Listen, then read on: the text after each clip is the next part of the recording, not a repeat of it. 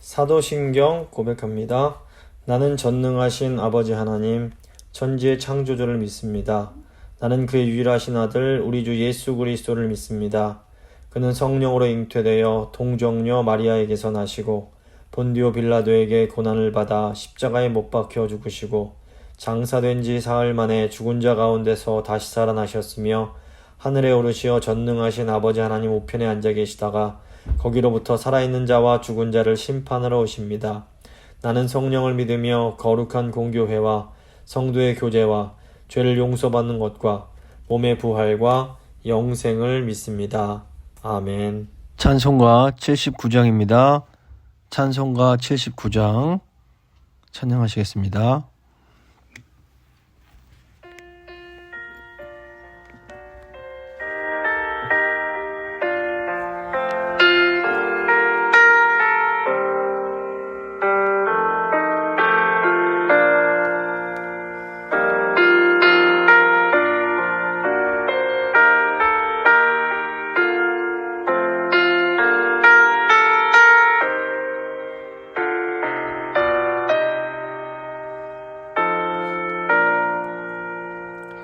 주 하나님 지으신 모든 세계 내 마음속에 그리어볼 때 하늘의 별 울려 퍼지는 외성 주님의 권능 우주에 떴네. 주님의 높고 위대하심을 내 영혼이 찬양하네. 주님의 높고 위대하심을 내 영혼이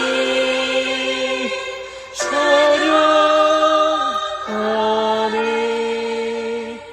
숲속이나 험한 산 골짜기에서 기적 위는 저새 소리들과 고요하게 흐르는 시냇 물은 주님의 솜씨 노래하도다. 주님의 높고 위대하심을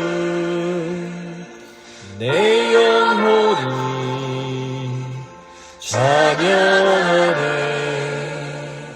주님의 높고 위대하심을 내 영혼이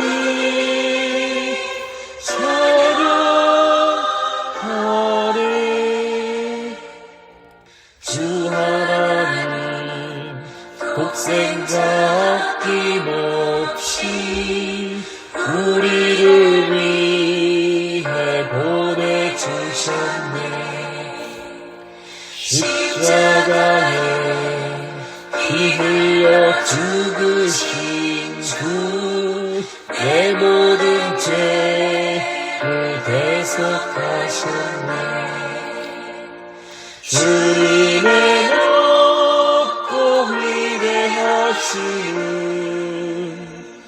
내 영혼이 찬양하네. 주님의 높고 위대하심을 내 영혼이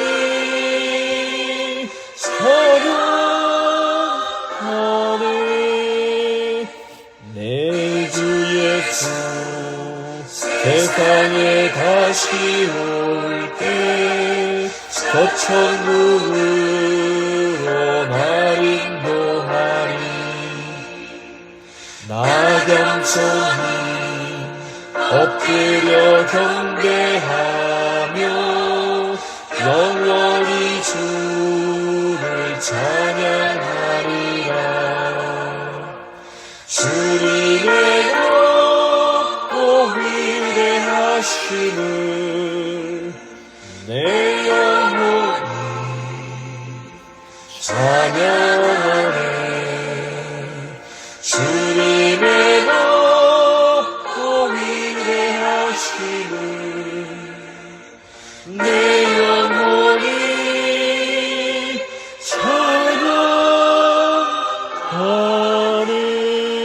찬양하네.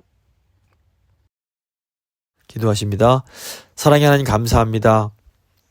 하나님의 은혜가 놀랍고 큰데 저희가 늘 그것을 너무나 자주 망각합니다. 주님, 이 시간 다시 저희 말씀 앞으로 세우셨사오니 아버지 오늘 하나님 말씀 앞에 섬으로써 저희 다시 한번 하나님의 그 은혜를 상기하고 감사를 회복하는 복된 시간 될 수 있도록 도와주십시오.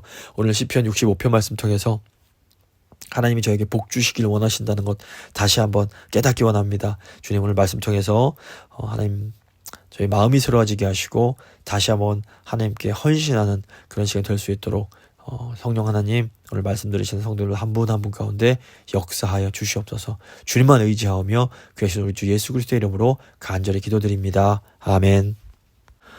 오늘 주신 하나님 말씀은 시편 65편 1절부터 13절 말씀입니다. 시편 65편 1절에서 13절 말씀 제가 봉독해 드리도록 하겠습니다. 하나님이여 찬송이 시온에서 주를 기다리오며 사람이 서원을 주께 이행하리이다. 기도를 들으시는 주여 모든 육체가 주께 나아오리이다. 죄악이 나를 이겼사오니 우리의 허물을 주께서 사하시리이다. 주께서 택하시고 가까이 오게 하사 주의 뜰에 살게 하신 사람은 복이 있나이다. 우리가 주의 집 곧 주의 성전의 아름다움으로 만족하리이다. 우리 구원의 하나님이시여 땅의 모든 끝과 먼 바다에 있는 자가 의지할 주께서 의를 따라 어미하신 일로 우리에게 응답하시리이다. 주는 주의 힘으로 산을 세우시며 권능으로 띠를 띠시며 바다의 설렘과 물결의 흔들림과 만민의 소요까지 진정하시나이다. 땅 끝에 사는 자가 주의 징조를 두려워하나이다. 주께서 아침 되는 것과 저녁 되는 것을 즐거워하게 하시며 땅을 돌보사 물을 내어 심히 윤택하게 하시며 하나님의 강에 물이 가득하게 하시고 이같이 땅을 예비하신 후에 그들에게 곡식을 주시나이다. 주께서 밭고랑의 물을 넉넉히 대사 그 이랑을 평평하게 하시며 또 담비로 부드럽게 하시고 그 싹에 복을 주시나이다. 주의 은택으로 한 해를 관시우시니 주의 길에는 기름방울이 떨어지며 들의 초장에도 떨어지니 작은 산들이 기쁨으로 띠를 띠었나이다. 초장은 양떼로 옷 입었고 골짜기는 곡식으로 덮였음에 그들이 다 즐거이 외치고 또 노래하나이다. 아멘. 오늘은 시편 65편 말씀 함께 나누고 기도하도록 하겠습니다. 시편 65편은 다윗이 쓴 시편입니다. 이 시편은 하나님의 은혜와 창조의 섭리를 찬양하는데 온 땅에 넘치는 하나님의 충만한 복과 또 그 풍요로운 공급하심을 강조하고 있습니다. 하나님께서 우리에게 풍성한 복을 주십니다. 그런데 하나님의 복을 받으려면 먼저 해결해야 될 것이 있습니다. 하나님은 인간들의 그 근본적인 문제, 이 죄를 해결하기 원하십니다. 죄 문제를 해결하지 않고 주어지는 복은 마치 기초가 아주 부실한 그런 땅에 고층 건물을 짓는 것과 비슷합니다. 고층 건물이 무너지면 자신뿐 아니라 다른 많은 사람들도 함께 무너져 내리게 됩니다. 그래서 이 죄의 문제가 해결되지 않은 상태에서 주어지는 복은 마치 저주와 같은 겁니다. 그래서 하나님께서 이 세상에 복을 주시는 순서가 있습니다. 하나님은 먼저 하나님 백성을 정결케 하시고 깨끗하게 하셔서 하나님만 의지하는 믿음을 갖게 하십니다. 이것을 비유하자면 일종의 기초공사를 든든하게 하는 것 같습니다. 이 기초가 든든하게 준비되면 이제 하나님께서 주시는 복을 풍성히 받을 수가 있습니다. 그렇기 때문에 하나님 백성들에게 가장 중요한 것은 먼저 말씀의 진리 위에 든든히 서는 겁니다. 기초가 잘 준비가 되면 하나님의 복이 그 사람들을 통해서 이 땅에 임하게 됩니다. 하지만 하나님의 교회와 백성들이 부패하고 타락하게 되면 이제 이 복이 고갈되어 버리는 겁니다. 1절 보시면 하나님이여 찬송이 시온에서 주를 기다리오며 사람이 서원을 주께 이행하리이다. 하나님의 복은 시온에서 찬송이 하나님을 기다리는 곳에서 시작이 됩니다. 이게 무슨 의미냐? 하나님이 찬송이 하나님을 기다린다라는 것은 모든 백성들이, 그러니까 모든 하나님의 백성들이 하나님을 찬송하기 위해서 기다리고 있는 것을 의미합니다. 우리가 찬송을 언제 합니까? 우리 안에서 찬송이 언제 터져 나옵니까? 우리가 하나님의 은혜를 받아서 우리 영혼이 살아나고 우리가 전인격으로 하나님을 높여드리고 싶을 때 찬송이 터져 나옵니다.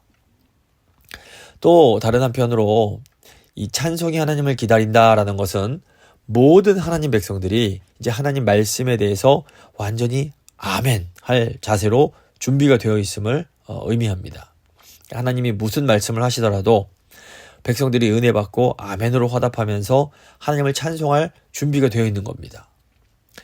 이것은 이제 하나님과 하나님 백성들의 이 마음이 막힘없이, 장애 없이 이렇게 연결되어 있는 상태를 의미합니다.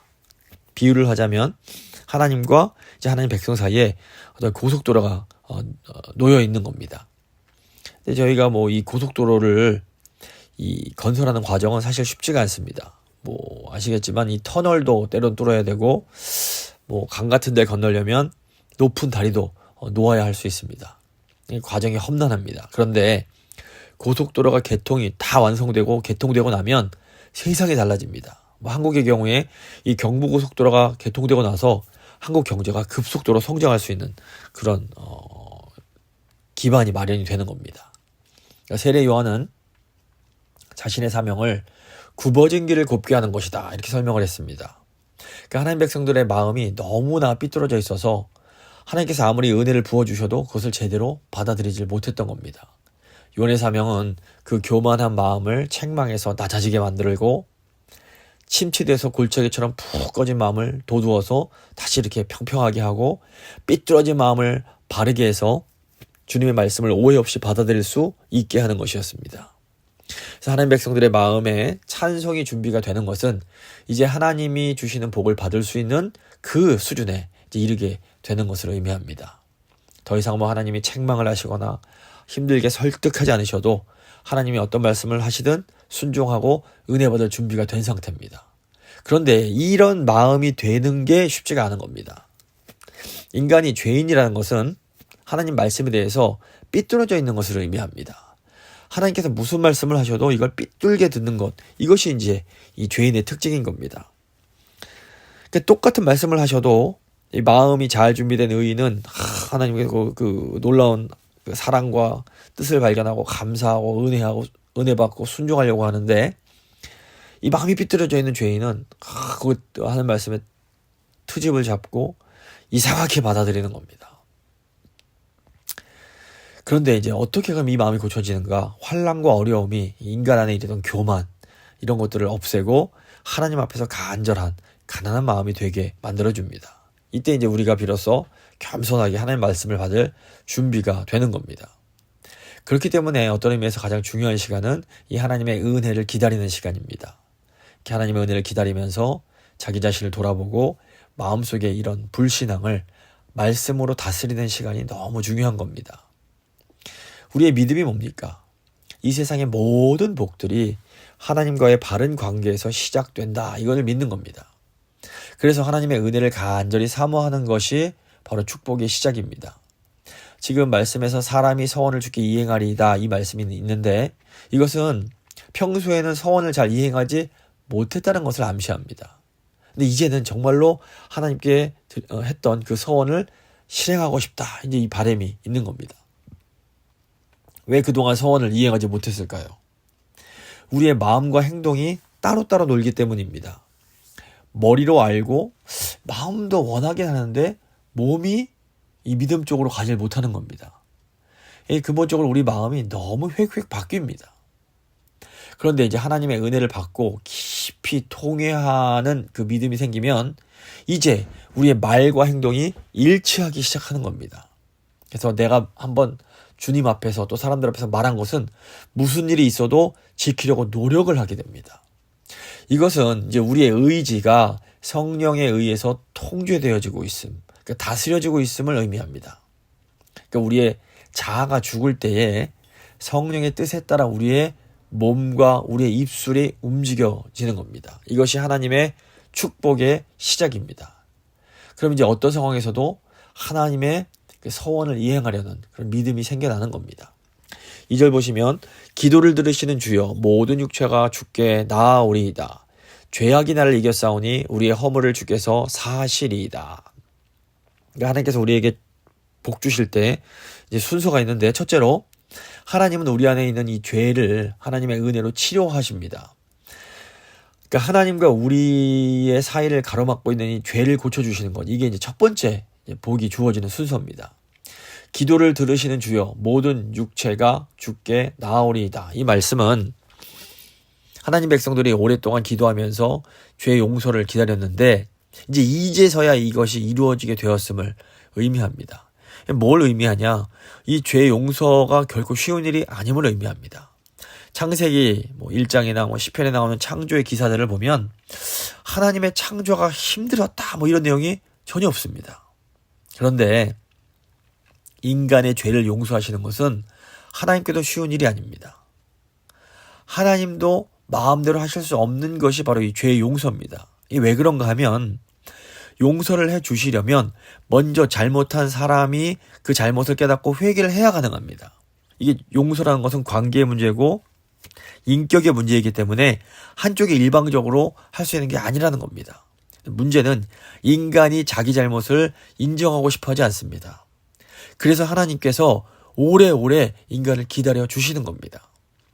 누가복음 15장 보시면 잘 아시는 이 탕자의 비유, 그 둘째 아들이 아버지의 재산을 다 가지고 나가서 이제 허비하는 그런 내용이 나옵니다. 그런데 여기서 중요한 것은 아버지가 그 배은망덕한 그 아들을 굉장히 오랫동안 기다려 주신다라는 겁니다. 지금 모든 육체가 주께 나아온다라는 것은 이 하나님 백성들이 오랫동안 기다려주신 그 하나님의 부르심에 이제서야 응답해서 다 함께 하나님 앞으로 나아오는 겁니다. 우리는 우리와 하나님 사이를 가로막고 있는 이 죄가 얼마나 무서운지 모를 때가 많습니다. 죄는 아주 치명적인 바이러스와 같습니다. 바이러스가 아주 작은 병균이지만 인간의 몸에 침투해서 사람을 죽게 만들기도 합니다. 마찬가지로 죄는 보이지 않지만 사람을 불행하게 만들고 비참하게 살게 만듭니다. 너무너무 심각한 문제는 사람들이 우리를 이렇게 힘들게 만들고 우리를 썩고 죽게 만드는 것이 죄라는 것을 잘 모른다라는 겁니다. 자꾸 다른 데서 원인을 찾고 싶어 합니다. 그래서 우리는 하나님 말씀을 듣고 깨달은 후에야 우리 안에 있는 죄가 우리를 정말로 비참하게 만들고 우리를 죽게 만드는 거라는 것을 이제 알게 되는 겁니다. 그래서 인류에게 가장 시급한 것이 바로 이 죄의 문제를 해결하는 겁니다. 근데 이 죄의 해결책, 치료약이 우리 주님께 있습니다. 하나님은 누구라도 믿는 사람들에게 은혜로 이 치료약을 주시는 겁니다. 우리가 이 치료약을 받으려면 어떻게 하면 됩니까? 조건은 딱 하나입니다. 믿음입니다. 어떤 믿음입니까? 예수 그리스도께서 나의 죄를 대신하여 죽으셨다라는 이 믿음입니다. 내 힘으로 하면 내 생각이 틀렸고 하나님 말씀만이 옳다라는 그 믿음입니다. 이 믿음만으로 하나님께서 우리에게 놀라운 생명을 주시고 그 생명과 더불어서 이제 따라오는 복들이 많이 있는 겁니다. 그래서 죄가 해결되지 않은 행복은 진정한 행복이 아닙니다. 죄가 해결되지 않으면 행복이라는 것이 마치 겉만 번지르르한 이 부실공사 건물과 비슷합니다. 겉보기엔 그럴듯해 보입니다. 하지만 이것이 언젠가 붕괴되는데 이게 어마어마하게 큰 희생이 따르게 되는 겁니다. 그래서 죄 문제가 해결되지 않은 복은 참 축복이 아니고 죄 문제가 해결되지 않은 성공은 진짜 성공이 될 수가 없습니다. 이 죄에는 하나님의 무서운 심판이 있기 때문입니다. 4절 보시면 주께서 택하시고 가까이 오게 하사 주의 뜰에 살게 하신 사람은 복이 있나이다. 우리가 주의 집 곧 주의 성전의 아름다움으로 만족하리이다. 축복의 두 번째 순서는 이제 하나님이 하나님 백성들을 공동체로 모여서 서로 사랑을 나누게 하시는 겁니다. 하나님은 자기 백성들을 아무데나 내버려 두지 않으시고 하나님께로 나오게 하십니다. 여기 지금 가까이 오게 하사, 여기서 이 말씀 뭐냐면 이 지성소가 기준인 겁니다. 하나님은 사실 어디든 계시지만 이 특별히 하나님께서 자기 이름을 두시는 그런 성막 지성소를 두십니다. 근데 이 지성소가 상징하는 게 뭐냐면 바로 하나님의 말씀입니다. 그래서 하나님은 점점 더 하나님 말씀으로 가까이 오게 하십니다. 그래서 함께 예배드리는 신앙의 공동체를 이루게 하시는 겁니다. 사실 이 하나님의 구원은 혼자 살고 있기는 너무너무 큽니다. 그래서 하나님의 구원이 우리의 삶을 통해서 나타나고 하나님의 사랑으로 서로를 깊이 있게 사랑하게 하십니다. 그 사랑을 하나님께서 이제 축복해 주시고 또 더 큰 복과 더 큰 기적, 더 큰 능력을 경험케 하시는 겁니다. 성도들이 서로 사랑을 나누면 하나님이 함께 하셔서 우리의 부족한 사랑이 점점 더 또 풍성해지게 됩니다. 그래서 이 성도의 공동체가 기적의 공동체가 되게 하시는 겁니다. 그래서 성도들이 이 세상에서 살아가는 비결이 뭐냐? 하나님 말씀 중심으로 똘똘 뭉치는 겁니다. 이 세상은 마치 죄의 용광로와 같습니다. 주변을 보십시오. 얼마나 죄가 관영한지 모릅니다. 정말 예전에는 부끄러워하던 것도 이제는 정말 뻔뻔스럽게 도리어 죄 짓는 사람들이 그 죄를 자랑하는 그런 세상이 되어버렸습니다. 그래서 이 죄의 용광로 같은 세상에 살아남는 비결은 이 말씀 중심으로 뭉치는 것밖에 없습니다. 말씀 중심으로 우리가 뭉치면 그 안에서 생명의 생수가 터져 나옵니다. 그리고 하나님께 기도하는 것마다 하나님께서 응답을 해주시는 겁니다. 이것이 이스라엘 백성이 출애굽한 후에 그 아무것도 없는 그 광야에서 살아남을 수 있었던 비결입니다. 그래서 저희가 어떤 상황 속에서도 믿음으로 승리하려면 두 가지가 필요한데, 첫째로 말씀이 중심이 되어야 되고, 둘째로 공동체로 뭉쳐야 되는 겁니다. 이 말씀의 공동체에서 흘러나오는 성령의 은혜가 나와 가족과 공동체, 더 나아가서는 이 세상도 살리게 되는 겁니다. 5절 보시면 우리 구원의 하나님이시여 땅의 모든 끝과 먼 바다에 있는 자가 의지할 주께서 의를 따라 어미하신 일로 우리에게 응답하시리이다. 하나님의 축복에서 중요한 것은 모든 끝과 먼 바다에 있는 사람들이 하나님의 의로 구원의 축복을 누리게 된다라는 겁니다. 하나님은 사람의 영혼을 죄에서 건지시는 것을 가장 중요하게 생각하십니다. 나머지는 그 다음에 다 따라오는 겁니다. 근데 인간은 하나님이 창조하신 이 아름다운 세계를 죄로 오염시키고 파괴해 나갑니다. 하지만 하나님은 자기의 형상대로 지으신 사람들을 부르시고 구원의 역사를 이루실 때까지 세상을 지켜주시는 겁니다. 이게 너무 놀라운데, 인간은 죄로 인해서 계속 세상을 파괴하지만 하나님은 그 죄인들을 부르시고 회복시키시고 이 세상을 지켜주시는 겁니다. 6절과 7절 보시면 주는 주의 힘으로 산을 세우시며 권능으로 띠를 띠시며 바다의 설렘과 물결의 흔들림과 만민의 소요까지 진정하시나이다.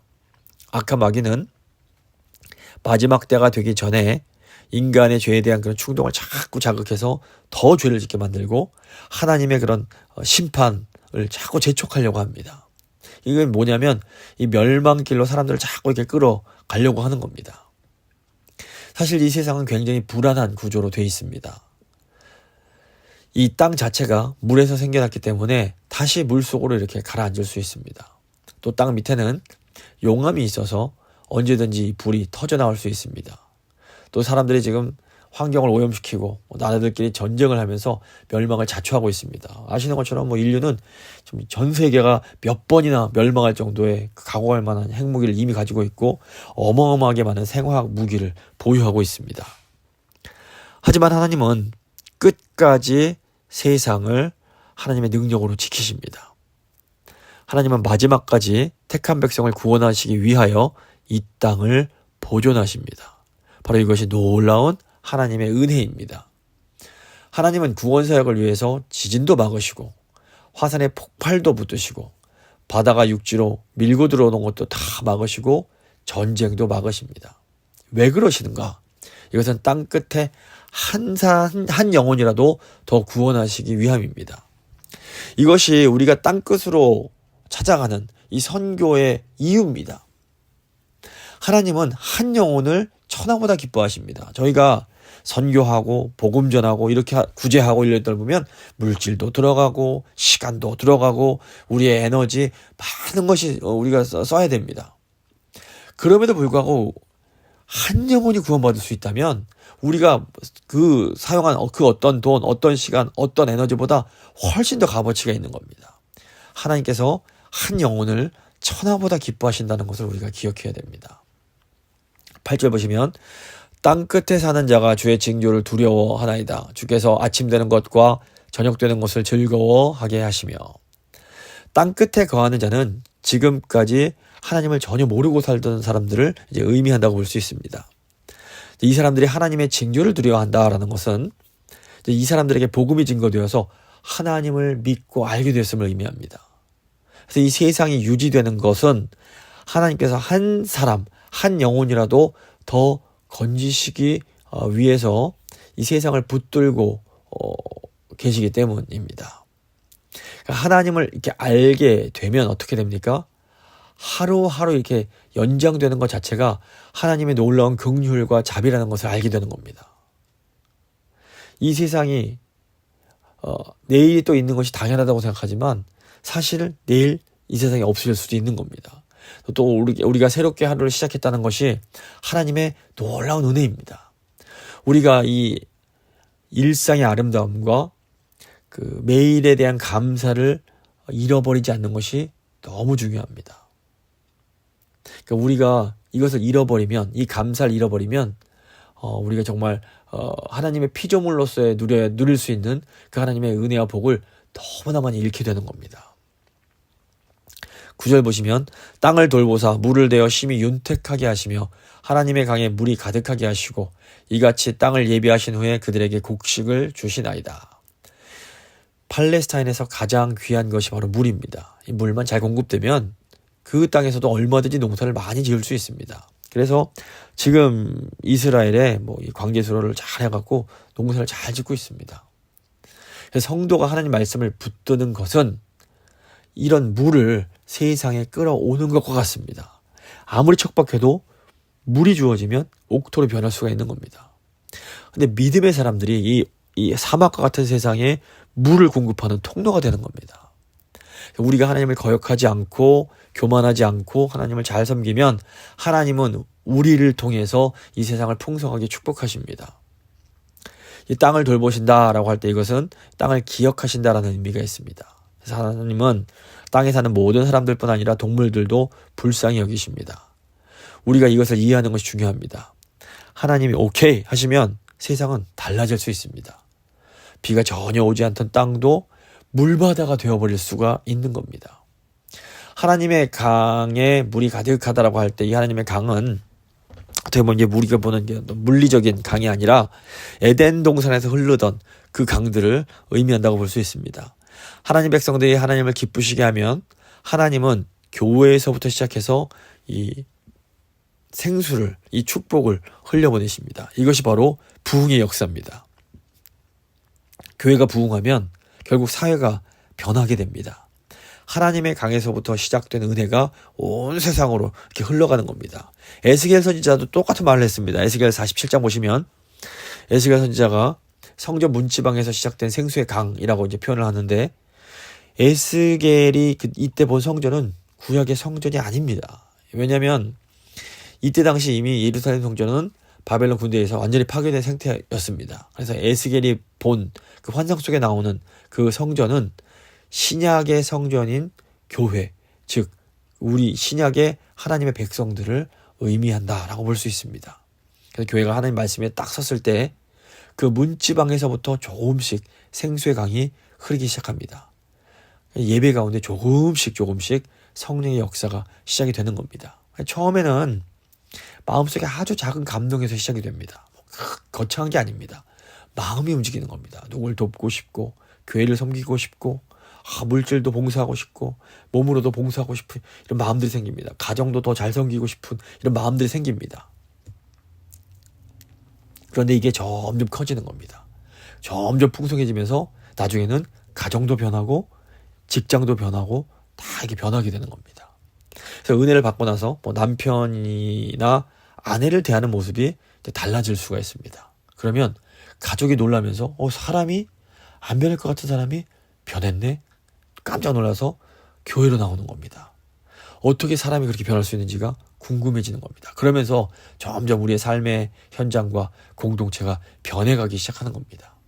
이런 모든 일들이 억지로 되는 것이 아니라 물 흐르듯 자연스럽게 이렇게 되어지는 겁니다. 그래서 온 땅에 물이 가득하게 되는 것, 이것은 그 교회에서 먼저 들리는 이 기쁜 소식이 사회를 축복하는 원천이 되는 것을 의미합니다. 성경이 분명하게 가르쳐주는 것은 먼저 교회가 성령의 능력으로 부흥이 돼야 사회도 다시 살아날 수 있다라는 겁니다. 교회가 사람들이 교회가 이 시대의 마지막 소망입니다 이런 말을 하는데 이게 이것 때문에 그렇습니다. 교회는 정말 중요합니다. 우리가 회복돼야 세상도 회복될 수 있는 겁니다. 10절 보시면 주께서 밭고랑에 물을 넉넉히 대사 그 이랑을 평평하게 하시며 또 담비로 부드럽게 하시고 그 싹에 복을 주시나이다. 이것은 하나님께서 농사 짓고 계시는 것처럼 이제 묘사를 하는데 하나님이 밭고랑에 물을 넉넉하게 대시고 이랑을 평평하게 하시고 담비로 땅을 부드럽게 해서 농사를 준비하시는 겁니다.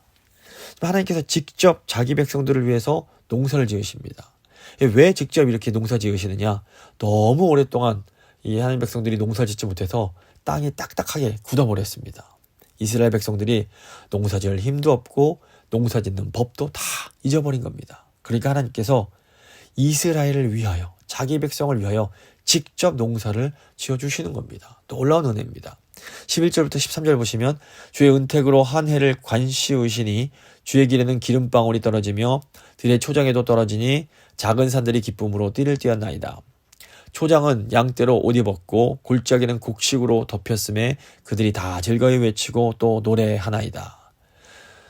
은택으로 한 해를 관시우신다라는 것은 1년 농사를 하나님께서 축복하셔서 다른 이들보다 월등하게 열매를 맺게 해주시는 겁니다. 기름이 길에도 떨어지고 초장에도 떨어지고 작은 산들이 기뻐합니다. 또 목축에도 기쁨이 있습니다. 보면 어느 곳에 가든지 형통하고 복을 받는 겁니다. 그러니까 하나님께서 모든 곳을 풍성하게 복으로 채워주시는 것을 의미합니다. 그러니까 하나님은 바른 믿음으로 사는 사람들을 한없이 축복하기를 기뻐하십니다. 이것은 믿음의 사람들이 하나님 말씀을 꽉 붙잡을 때 영적이고 또 더불어 육적인 축복들을 넘치도록 받게 됨을 보여줍니다. 저희가 이제 새해에는 이 하나님이 주시는 복을 더 풍성히 받고 더 풍성히 좀 누릴 수 있으면 좋겠습니다. 말씀을 좀 마무리 지어보도록 하겠습니다. 시편 65편은 하나님께서 하나님 백성들에게 주시는 복이 얼마나 풍성하고 넘치며 또 그 복이 창조세계와 얼마나 밀접하게 연결되어 있는지를 우리에게 보여줍니다. 그런데 이 복이 그냥 아무에게나 막 임하지 않습니다. 그냥 준비되지 않은 자에게 임하는 복은 저주로 변하기 때문입니다. 하나님 백성은 먼저 하나님을 찬양하고 우리의 죄를 회개하고 하나님 말씀에 그 기초한 그런 삶을 살아가야 됩니다. 우리 삶이 정말 하나님 말씀에 든든히 세워져 있는가, 이것이 중요합니다. 하나님의 복을 간절히 사모하며 하나님의 인도하심을 따라 살아가는 그런 복된 삶이 될 수 있으면 좋겠습니다. 이 시간 한번 하나님, 주님 그 크신 은혜에 감사합니다. 제가 먼저 하나님 말씀을 꽉 붙잡음으로 하나님께서 풍성한 복을 주실 수 있는 그런 기초를 든든히 닿게 하시고 그 하나님께 풍성히 받은 복을 먼저 가족들 그리고 일터, 교회 그리고 이 세상에 풍성히 나누는 그런 복의 통로되는 삶 살기 원합니다. 한번 간절히 기도하도록 하겠습니다. 기도하십니다.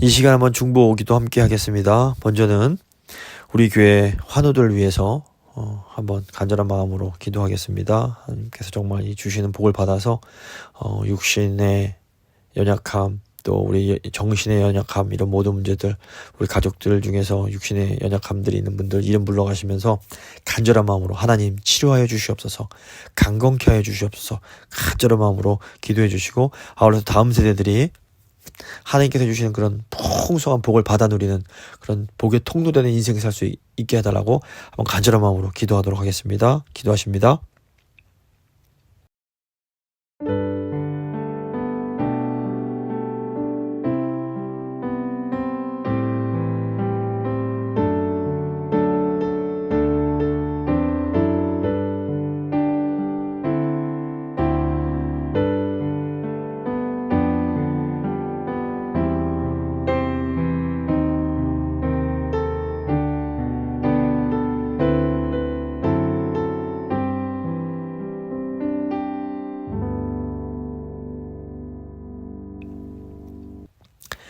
이제 두 번째로 미국의 지도자와 또 전 세계 지도자들 위해서 기도하겠습니다. 뭐 뉴스 보셔서 다 아시겠지만 한국에서 이제 좀 정치적으로 굉장히 어려운 일들이 있었는데 한번 간절한 마음으로 하나님 지도자들에게 지혜를 주시고 하나님 경외하는 마음을 주셔서 정말 하나님 뜻대로 나아감으로 교회가 평안한 생활을 할 수 있길 원합니다. 한번 지도자들에게 지혜 주시도록 명철 주시도록 간절한 마음으로 미국과 또 한국과 전 세계 지도자를 위해서 간절한 마음으로 기도하도록 하겠습니다. 기도하십니다.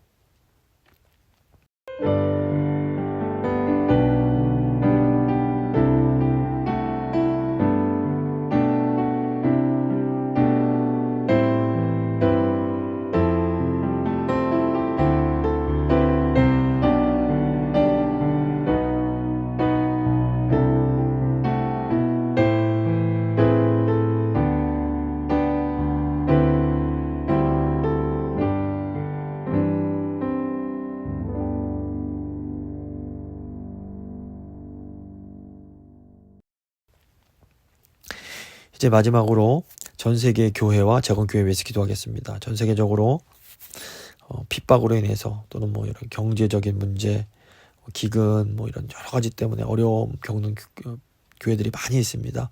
하나님 그 교회들을 지키시고 하나님 함께 하시고 그 교회들을 복 주셔서 세상이 변화될 수 있게 해달라고 세계 교회들 위해서 기도해 주시고, 또 아울러서 저희 재건교회 위해서, 한국에는 재건교회들과 또 미주에는 재건교회 몇 개 되지 않지만 하나님 은혜 주셔서 저희 재건교회가 이 시대에 하나님께서 주신 사명 잘 감당하는 교회들 될 수 있게 해달라고, 저희가 미래를 내다보면서 준비하는 그런 교회들이 될 수 있게 해달라고 간절한 마음으로 축복하며 기도하도록 하겠습니다. 기도하십니다.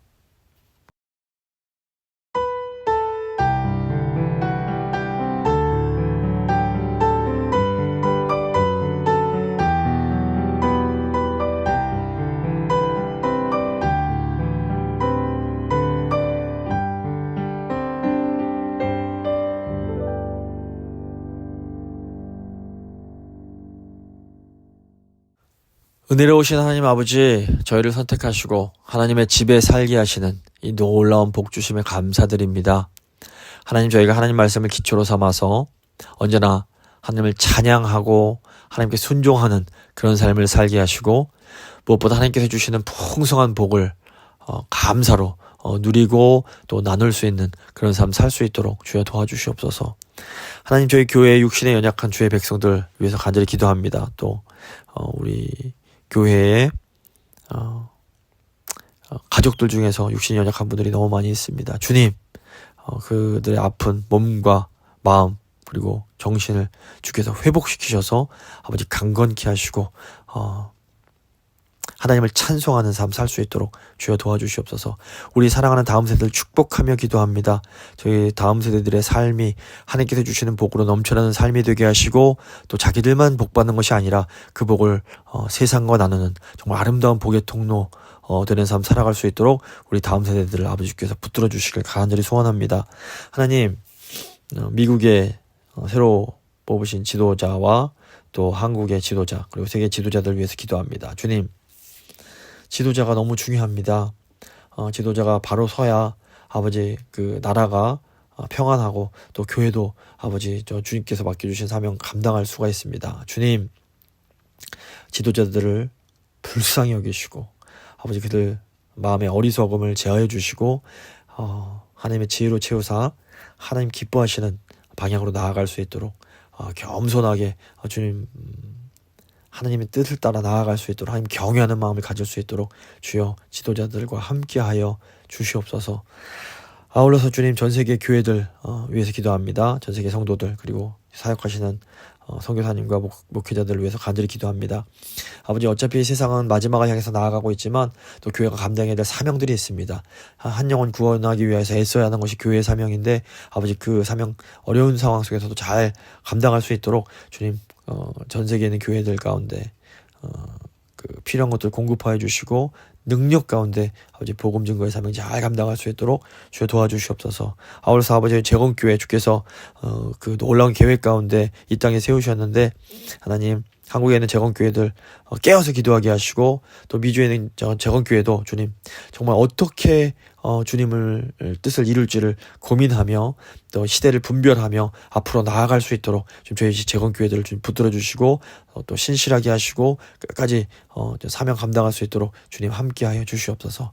주님께 모든 것 의탁드리며 귀하신 우리 주 예수 그리스도 이름으로 간절히 기도드립니다. 아멘. 찬송가 210장입니다. 찬송가 210장 찬양하시겠습니다.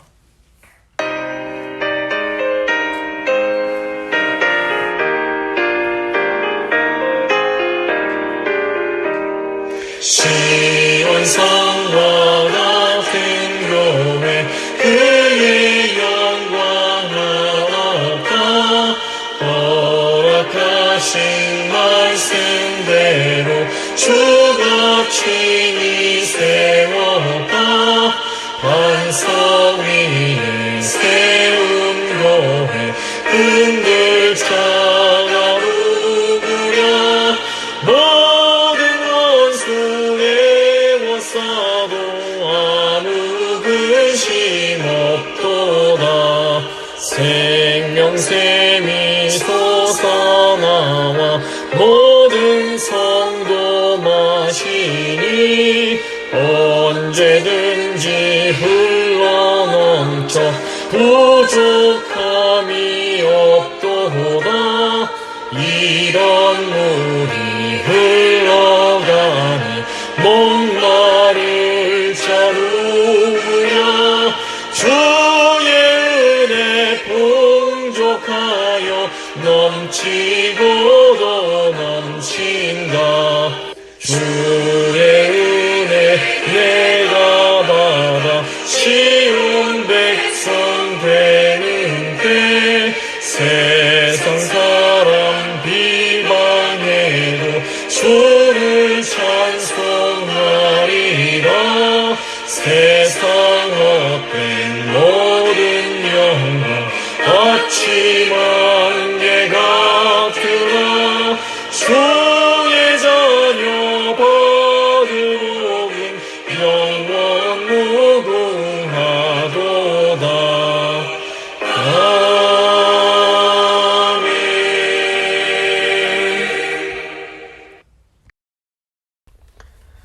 주님 가르쳐주신 기도로 예배 마치도록 하겠습니다.